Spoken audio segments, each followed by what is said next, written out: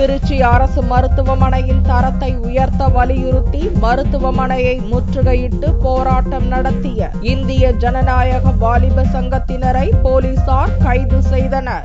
திருச்சி அரசு மருத்துவமனையில் போதிய மருத்துவர்கள் மற்றும் செவிலியர்கள் இல்லாமல் நோயாளிகள் பாதிக்கப்பட்டுள்ளதாகவும் மருத்துவமனையின் தரத்தை உயர்த்தி படுக்கை வசதிகள் மற்றும் ஸ்கேன் எக்ஸ்ரே வசதிகளை செய்து தர வலியுறுத்தி இந்திய ஜனநாயக வாலிப சங்கத்தினர் முற்றுகையிட்டு ஆர்ப்பாட்டம் நடத்தினர். 3 குழுக்களாக பிரித்து நடத்தப்பட்ட இந்த ஆர்ப்பாட்டத்தில் ஒரு குழுவினர் பாடை ஒன்றில் இறந்தவர் போல ஒருவரை படுக்க வைத்து நடுசாலையில் மறியலில் ஈடுபட்டனர். திருச்சி அரசு மருத்துவமனையை தரப்படுத்த வேண்டும். டாக்டர்கள், செவிலியர்கள் காலி பணியிடங்களை உடனடியாக நிரப்பிட வேண்டும்.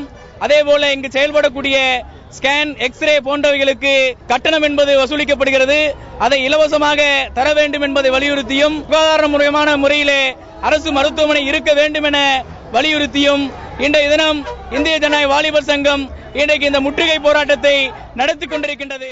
மறியல் மற்றும் முற்றுகை போராட்டத்தில் ஈடுபட்ட 200க்கும் மேற்பட்டோரை போலீசார் கைது செய்து அப்புறப்படுத்தினர்.